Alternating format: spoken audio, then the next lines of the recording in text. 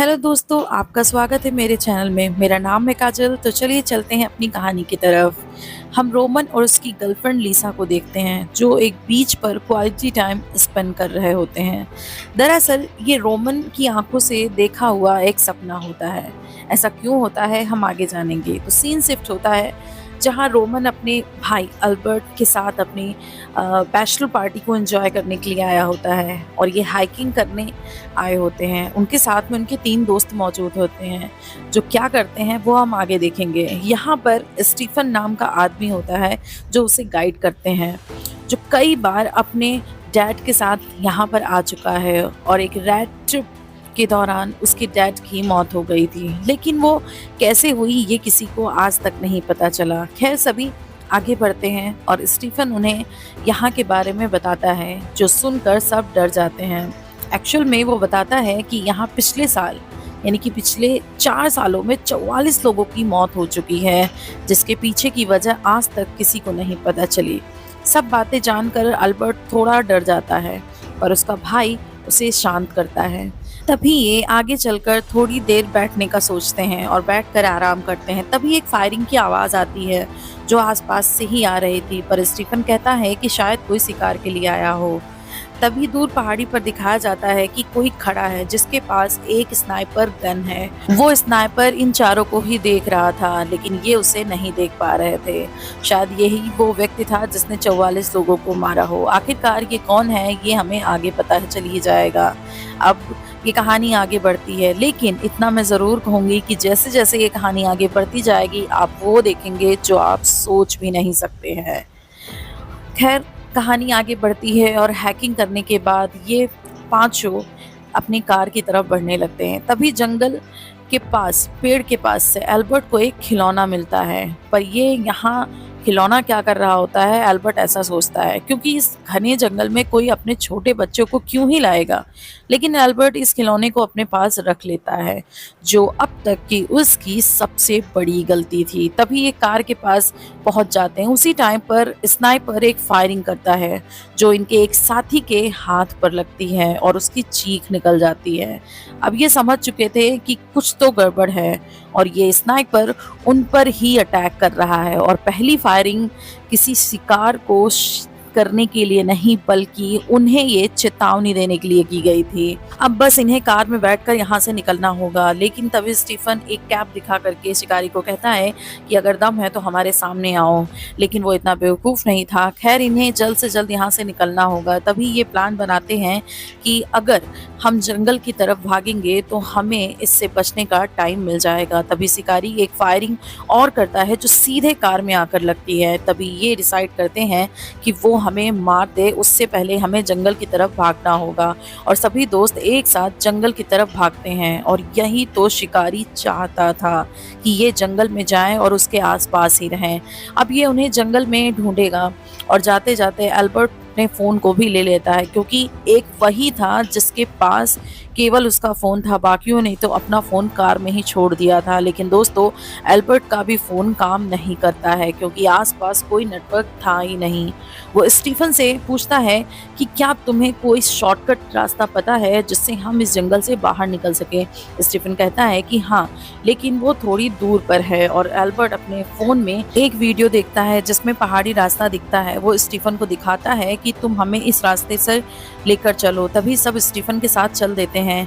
तभी अल्बर्ट के पैर के पास में गड्ढा आ जाता है, जिसकी वजह से उसका पैर उसमें फंस जाता है और उसे चोट लग जाती है। इस दौरान रोमन को भी कई विजन्स आते हैं कि ऐसे ही उसकी गर्लफ्रेंड के पैर में चोट लगी थी जब वह उस कुछ दिन पहले उससे मिलने गया था। उसके पैर में भी ऐसे ही चोट लग जाती थी, पर ये विजन्स रोमन को क्यों आ रहे थे ये हमें आगे पता चलेगा।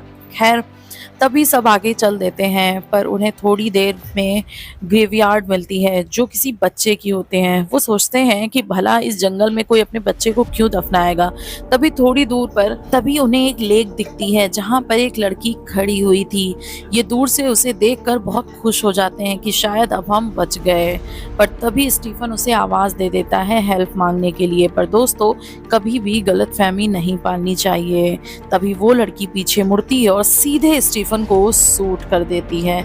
ये सब इतनी जल्दबाजी में होता है कि कोई कुछ समझ ही नहीं पा रहा होता है कि इनके साथ हो क्या रहा है, पर तभी सभी तेजी से भागते हैं और एक गड्ढे के पास छिप जाते हैं। उसी टाइम पर वो शिकारी लेडी स्टीफन को चेक करती है कि क्या वो मर चुका है या जिंदा है। देखती है कि स्टीफन मर चुका है तो वो आगे शिकार के लिए बढ़ जाती है। यहाँ तक आपको कहानी पता चल चुकी होगी कि अभी इस जंगल में जितने लोगों मारे गए हैं उसके पीछे शायद इसी लेडी का हाथ है। तभी अल्बर्ट अपना पैर चेक करता है और उसे अपना पैर का इन्फेक्शन अब बढ़ा हुआ दिखाई देता है। तभी विंसेंट कहता है कि हमें अलग अलग डायरेक्शन में जाना चाहिए, नहीं तो सारे मारे जाएंगे और जो बाहर निकल जाएगा वो पुलिस को बुला कर लाएगा हम सबकी हेल्प के लिए। अल्बर्ट को ये प्लान सही नहीं लगता क्योंकि उसके पैर में चोट लगी थी और तेजी से भाग नहीं सकता था। सभी डिसाइड करते हैं कि हम साथ में ही रहेंगे। तभी रोमन लीसा के बारे में सोचने लगता है कि कैसे लीसा के पैर में मलहम लगा रहा होता है और कहता है कि मैं हमेशा तुम्हारे साथ रहूंगा, तुम्हें छोड़कर कभी नहीं जाऊंगा। खैर कहानी प्रेजेंट में शिफ्ट होती है। हम देखते हैं कि जंगल में एक रिजॉर्ट मिल जाता है उन्हें। ये सभी रिजॉर्ट के अंदर जाते हैं जहां एक लेडी रिसेप्शनिस्ट बैठी होती है। ये उस लेडी को कॉल करने के लिए कहते हैं। वो लेडी इन्हें बताती है कि कभी कभी इस पूरे जंगल में नेटवर्क नहीं रहते हैं, आप यहाँ से लैंडलाइन कर लीजिए। तभी वो लड़के 911 डायल करते हैं और पुलिस को सारी बात बताने लगते हैं, पर सेम टाइम पर एक फायरिंग की आवाज सुनाई देती है जो सीधे आकर उस लड़की के सर में लगती है। अब इन्हें समझते देर नहीं लगती कि वो लेडी स्नाइपर यहाँ भी आ चुकी है। रोमन बाहर देखता है तो वो स्नाइपर वहीं पास में ही खड़ी होती है। तभी उनकी नजर विंसेंट पर जाती है जो जमीन पर पड़ा होता है। रोमन देखता है कि विंसेंट के गले पर गोली लग चुकी है। वो डरे ना, इसलिए अल्बर्ट धीरे से उसका हाथ पकड़ लेता है और उसका हौसला बढ़ाता है। तभी रोमन कहता है कि हमें पीछे वाले रास्ते से बाहर निकल जाना चाहिए, लेकिन अल्बर्ट विंसेंट को छोड़कर नहीं जाने वाला था। वो वहीं रुकने के लिए तैयार हो जाता है। तभी एक गोली सीधे आकर विंसेंट के सर पर लगती है और वो तुरंत वहीं मारा जाता है। अब ये वहां से जा सकते थे। तीनों किसी तरह पीछे के दरवाजे से निकलने की कोशिश करते हैं और निकल भी जाते हैं। तभी थोड़ी दूर चलने के बाद अल्बर्ट एक पेड़ का सहारा लेकर बैठ जाता है। तभी अल्बर्ट कहता है कि मैं अब और नहीं चल सकता, इसलिए रोमन और उसका साथी अल्बर्ट को सहारा देकर आगे बढ़ते हैं। अब ये जंगल में बुरी तरीके से फंस चुके थे और ये बहुत ज़्यादा डर भी चुके थे। तभी इन्हें चलते चलते किसी के आने की आहट सुनाई देती है तो ये वहीं रुक जाते हैं और ये देखते हैं कि लेडी स्नाइपर इन्हीं की तरफ आ रही होती है, वो भी गन लेकर।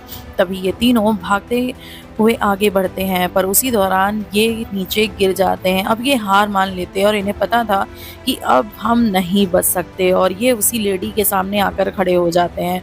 वो तीनों उससे कहते हैं कि अब वो इन्हें मार सकती है क्योंकि अब ये खेल बहुत हुआ, तुम हमें मार दो। लेकिन ये क्या दोस्तों, उस लेडी स्नाइपर ने तो इन्हें शूट तक नहीं किया और ना ही बताया कि वो इन्हें मारना क्यों चाहती है। इसका मतलब ये क्लियर था कि वो इन्हें तड़पा तड़पा कर मारना चाहती है और ये बात ये समझ भी जाते हैं। ऐसी मौत जिससे तीनों बहुत ज़्यादा डर जाते हैं। अब तीनों वहाँ से भाग निकलते हैं और वो लेडी स्नाइपर इन्हें खड़ी होकर वहाँ देखती रहती है जब तक वो दूर नहीं चले जाते। इसके बाद वो शिकारी की तरह इनका पीछा करने लगती है, जिसके बाद ये फूंक फूंक कर कदम रखते हैं क्योंकि कहीं से भी गोली चल सकती है। ऐसे ही वो चल रहे थे, तभी वो वहाँ पड़ा एक बड़ा पत्थर जो होता है उसके पीछे आकर बैठ जाते हैं। लेकिन तभी इन्हें आवाज़ आती है जहां वही लेडी शिकारी अपनी गन लोड कर रही होती है। इसके बाद ये अच्छा मौका था कि ये तीनों जाकर उसे पकड़ लें, पर ये अल्बर्ट करने से मना कर देता है। वो कहता है कि ये खतरे से खाली नहीं है। उसने कहा कि हमें यहीं बैठे रहना चाहिए और तीनों एक पेड़ के पीछे बैठे रहते हैं। यहाँ अल्बर्ट सबसे पहले एक लकड़ी का टुकड़ा उठाता है और दूसरी तरफ फेंक देता है जिससे उस शिकारी का ध्यान भटक सके, और ये होता भी ऐसा है। इससे ये लोग यहाँ से भाग निकलते हैं। ऐसा करने से वो कामयाब भी हुए। तभी सुबह होती है और ये चलते चलते एक प्लेग्राउंड जैसी जगह पर पहुंच जाते हैं जहां छोटे छोटे कई घर बने होते हैं, जैसे यहाँ कोई फैमिली रहती हो। तभी अल्बर्ट तभी अल्बर्ट का पैर अब बिल्कुल काम नहीं कर पा रहा था। अब अल्बर्ट कहता है कि उन्हें कुछ भी करके उस लेडी को मारना होगा। तभी स्टीफन कहता है कि उसे दिमाग से काम लेना होगा, जल्दबाजी से कुछ नहीं होगा। तभी अल्बर्ट कहता है कि देखो तो सही बात कौन बोल रहा है। वो गुस्से में बहुत बुरा भला कहने लगता है। ये बात इतनी बढ़ जाती है कि ये हाथापाई पर उतर आती है। गुस्से में एक दूसरे को मारने लगते हैं। तभी अल्बर्ट गुस्से में कह देता है कि जिस भाई के लिए इतना कुछ कर रहे हो उसी ने तुम्हारी गर्लफ्रेंड के साथ चीट किया है। तभी स्टीफन वहाँ से चला जाता है और रोमन वहाँ खड़ा रह जाता है और सोचता रहता है कि क्या किया होगा स्टीफन ने। वहाँ अल्बर्ट से पूछता भी है तो अल्बर्ट कहता है कि पहले हमें यहाँ से निकलना चाहिए, फिर हम इस बारे में बात करेंगे। गुस्से में अल्बर्ट को वहीं छोड़कर रोमन चला जाता है। जहाँ उन्हीं घरों में एक जो घर था, अल्बर्ट उस घर के अंदर जाता है जिसका गेट खुला था। अल्बर्ट जब अंदर जाता है जहाँ उसे कुछ फोटो फ्रेम्स मिलती है जिसके अंदर उस लेडी स्नाइपर और उसके एक छोटे बच्चे को दिखाया जाता है। यहाँ देखकर अल्बर्ट दंग रह जाता है कि यह उसी लेडी स्नाइपर का घर है जो इन्हें मार रही है। जहाँ उन्हें न्यूज़पेपर्स की कुछ कटिंग मिलती है जहाँ पर ये लिखा था कि कुछ हाइकर ने एक जर्मन लेडी के बच्चे को मार दिया, मतलब कि गोली मार दी, वो भी उसकी माँ की आंखों के सामने। अब अल्बर्ट बहुत ज़्यादा डर जाता है। वो सब समझ जाता है कि ये सब क्यों हो रहा है। उसी के पास में एक लैपटॉप रखा होता है जिसमें एक वीडियो थी जिसे वो हाइकिंग वाले लोगों को देख रहा था कि कैसे वो शराब पीकर वो हाइकर थे या शिकारी ये भी उसमें नहीं बताया जाता है, पर उनके जिनके पास जो गन होती है वो उसे लेकर लेक के पास पहुंचते हैं जहां पर उसे एमा दिखती है। एमा उसी लेडी का नाम होता है। वो अपने बच्चे के साथ में खेल रही थी। तभी वो शिकारी एमा के साथ बदतमीजी करना स्टार्ट कर देते हैं। फिर एमा के साथ में कहासुनी हो जाती है। तभी गलती से गोली चल जाती है जिससे उसके माँ के सामने ही उसके बच्चे को वो गोली लग जाती है और उसका बच्चा मर जाता है। मतलब सब क्लियर हो जाता है। अभी तक जितने लोग मारे गए हैं उसके पीछे एमा का ही हाथ है। वो सब अपने बच्चे की मौत का बदला ले रही है। फिर अल्बर्ट दूसरे रूम में जाता है जहां उसे उसी बच्चे का सेम वैसा ही खिलौना मिलता है जैसे उसे जंगल में आते वक्त मिला था। वो उसे अपने पास रख लेता था, मतलब ये खिलौना उसी बच्चे का है। तभी जंगल में जो ग्रेवयार्ड थी ये उसी छोटे बच्चे की रही होगी। तभी स्टीफन जो अकेले ही जंगल में निकल पड़ा था वो एक रोड पर पहुंच चुका था। एमा उसके आसपास ही होती है और एक गोली आकर सीधे उसके पैर में लगती है और वो वहीं पर गिर जाता है। रोमन को गोली की आवाज़ सुनाई दे जाती है।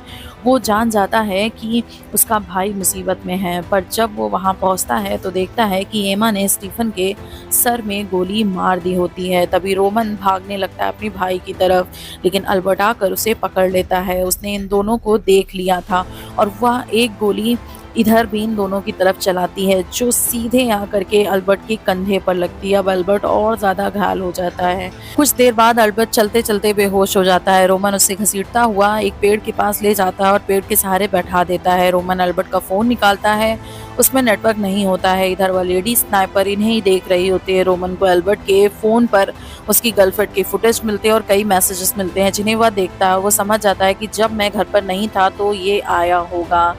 अल्बर्ट जान जाता है कि रोमन को सब पता चल चुका है। अल्बर्ट अपनी सफाई में कहने लगता है कि ऐसा करने के लिए तुम्हारी गर्लफ्रेंड ने ही कहा था। वो चाहती थी कि मैं उसके बिजनेस को और अच्छे से ग्रो करूं। इसके बदले में वह मेरे साथ सोई थी। वह उससे सॉरी भी बोलता है। तभी रोमन जो है अल्बर्ट को एक और पंच मारता है जिसके बाद अल्बर्ट बेहोश हो जाता है। अब अल्बर्ट जान देखता है कि एमा एक बड़ी पहाड़ी की तरफ जा रही होती है। रोमन अल्बर्ट को एक पेड़ के पीछे छिपा देता है। तभी रोमन उसके जेब से चाकू और साथ में उसकी बच्चे का खिलौना भी निकालता है। तभी वो धीरे धीरे एमा का पीछा करता है। तभी वो पीछे अब जिन जिन पहाड़ी से एमा ऊपर बढ़ती है रोमन उसका पीछा करता रहता है। तभी अचानक से एमा पीछे मुड़ती है और सीधे गन से रोमन के पैर में शूट कर देती है, यानी कि अब मरने की बारी थी रोमन की। तभी रोमन अचानक से एमा के बच्चे का टॉय निकालता है और एमा को दिखाने लगता है। अब वह कुछ सेकंड के लिए चुपचाप पत्थर की तरह बनकर खड़ी रह जाती है। रोमन उस पर अटैक कर देता है। अब दोनों एक दूसरे से फाइट करने लगते हैं। इधर जो एमा की गन होती है वो भी उससे गिर जाती है और दूर जाकर गिरती है। तभी रोमन झट से उस गन को पकड़ लेता है और एमा की तरह दिखाने लगता है, लेकिन रोमन उस पर शूट नहीं करता और वो कहता है कि तुम्हें इस तरह से सबको मारने से क्या मिलेगा, तुम्हारे बच्चे को किसी और ने मारा है और तुम निर्दोष लोगों को मार रही हो। और ये कहते हुए जो रोमन था वो उस गन को दूर फेंक देता है, लेकिन एमा उस गन को उठा करके रोमन पर अटैक नहीं करती, बल्कि वो करती है जो किसी ने सोचा भी नहीं था और वो उसी पहाड़ी से कूद कर अपनी जान दे देती है।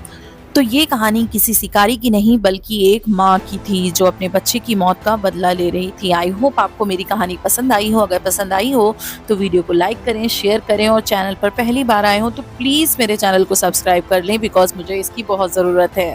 Thank you so much. तब तक के लिए बाय बाय।